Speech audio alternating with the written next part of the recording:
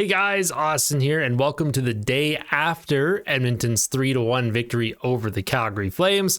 Edmonton has extended their win streak to a season-high 13 games, and that also sets the all-time NHL Canadian win streak record that was set by the 1967-68 Montreal Canadiens. Now, to just kind of go over the game last night in our day after segment, Ryan McLeod, he scored an absolutely beautiful goal last night, his 9th of the season, I believe, to make it 1-0 for the Oilers, and that's how things would stand after the first period, in which Flames netminder Dan Vladar stood on his head. Vladar, seriously, without him, Edmonton would have pumped 5 or 6 goals behind Dan Vladar. He played out of his mind in that first period. In the second, Mackenzie Weegar tied things up for the Flames, but Edmonton would restore their lead in the third period off of a fluky Sam Gagner go-ahead winner from behind the net. He went behind the net. He kind of just threw it in front. It went off of a Flames defender. It went off of Vladar's blocker and somehow over and under his shoulder at the same time. Then it went under the bar. I have no idea. Sam Gagner scores goals like that, but Connor Brown can't score tap-ins into an open net. I don't understand how hockey works anymore. Incredible goal for Gagner. And as someone who grew up idolizing Sam Gagner, I could not be happier. And then Zach Hyman finished things off with the empty netter to give the Oilers the 3-1 victory. Now, the Oilers win, surprisingly, had 0 points between Draisaitl or McDavid, and that improves Edmonton's record to 10-62-10 when McDavid and Draisaitl are held off the score sheet. So it is very rare that Edmonton ever wins a game when neither of those two record a point, so that's also good to see for the Oilers. They're winning in all kinds of fashions right now, all kinds of ways during this win streak. Now, with the game recap kind of out of the way, I just wanted to talk about a few players now. And the first one is Vincent Desharnais. Now, I touched on his game the other day, called him an unsung hero, but I wanted to look back at the pass that he made to Foegele, who tipped it to McLeod, who then went in and scored the first goal of the game. That type of outlet pass by Vincent Desharnais is something that we probably would have never seen from him last season. And if he continues to work on that aspect of his game, I mean, watch out, right? Like, the sky's the limit for Desharnais. Obviously, I don't expect him to be a puck mover like Evan Bouchard. That's not going to be his game. But if he can, like, make plays like that, that's really good for Edmonton and really good for his development and growth. And, you know, we may have a Cody Ceci replacement in-house on that right side if he continues to play that well. Everyone says we need an upgrade on Ceci. I think if you trade Ceci, depending what the return is, you might even be able to move Desharnais into that second pairing right D spot and then have the third pair actually have the improvement instead. But that's getting way ahead of myself, and Desharnais, I think, still needs to show a little bit more. But that's just kind of my thoughts on Desharnais right now. Next topic I wanted to touch on was Dylan Holloway. It was his first game back. He registered an assist on Sam Gagner's game-winning goal. I almost said game tying. It was the go-ahead goal for Gagner. And I thought the fourth line all night between Holloway, Gagner, and Connor Brown had some really good looks throughout the night, especially coming off of the stick of Holloway specifically. Dylan Holloway was dishing all night, and it's only a matter of time before he will start to break out offensively on this team. Dylan Holloway has always had all the tools, and it was a really promising showing for him last night. Now, the next player I do want to talk about from last night's game was Leon Draisaitl, and it's not for his offense, it's for his defense. Draisaitl is a player who gets a lot of heat for his defensive side of the game, but last night he looked like a Selke candidate, and I don't use those words lightly, especially with Leon Draisaitl. He's my favorite player, and I'm the hardest critic of Leon Draisaitl's defensive game, but last night he was on a whole other level when it came to the two-way side of the game. He had a tenacious back check all night. He was corner pickpocketing guys all night, and he was a menace to deal with in the defensive zone.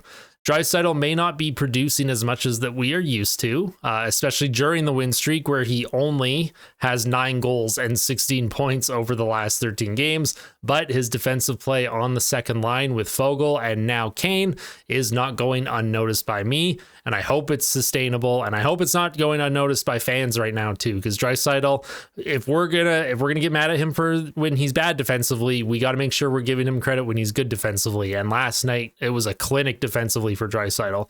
A defensively engaged Draisaitl is a nightmare for opponents.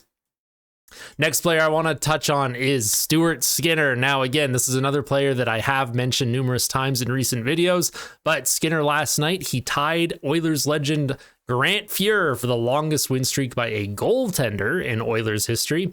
He's matched Grant Fuhr's 10 wins that he had back in the 1985-86 season.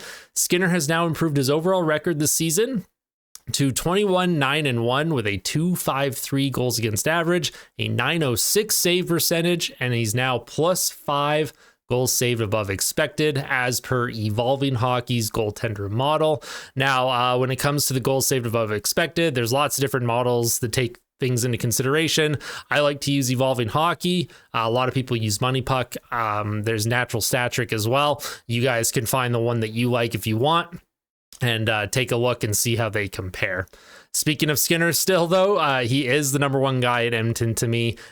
And the only reason to trade for a goalie at this point is to bring in a veteran with playoff experience in case Skinner's nerves or fatigue get the better of him in the spring, which I don't think it will. I think Skinner, whatever he was going through earlier in the season, mentally, physically, whatever it may have been, I think he's over that. I think he is the guy that Ken Holland believed that he would be when he signed him last season to that extension. And I think Stuart Skinner, he's just as instrumental in this win streak as everyone else on the team right now. Very happy for Stuart Skinner. Now, Edmonton has 3 games remaining, all at home before the All-Star break. And after their game against Nashville on January 27th, Edmonton will have 9 days off before they play against the Vegas Golden Knights on February 6th. Now, with this win streak, assuming that the win streak is still alive, by then, they have a chance to tie the all-time win streak record, which is 17, against Vegas on February 6th.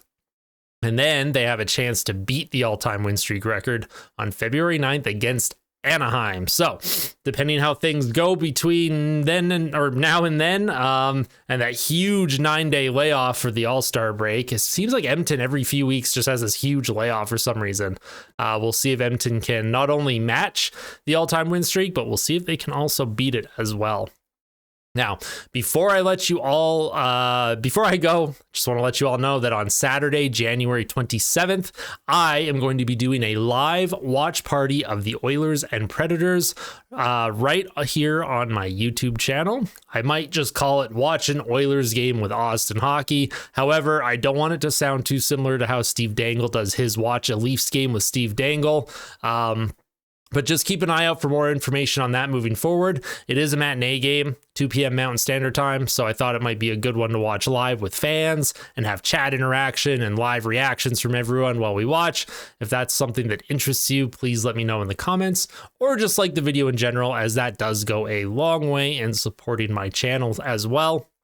My first ever live stream that I did yesterday for the giveaway, I think it went really, really well, and I'm very excited to expand on that format and maybe do a 1 game a week or something like that where I watch games live and interact with chat in a live format. So again, if that's something you're interested in, make sure you let me know. But that is all for me in today's The Day After episode, if you will. If you have any questions or comments for me, just let me know in the comments section below, as I do read and I do respond to almost every single comment that I can. If you prefer to message me on another format, I do have all my social medias posted in the video description at all times with links for you to click on just to make it easier for you.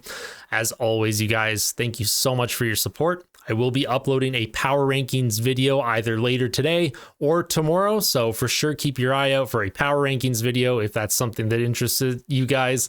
I hope you all have a wonderful rest of your weekend, and I will see you guys very soon. If you liked today's video, make sure you hit like, and if you really liked it, make sure to subscribe. We are building the best Oilers and Hockey channel on YouTube in 2024, and I want you to be part of it. So thanks so much, guys. Take care, and I'll see you in the next one.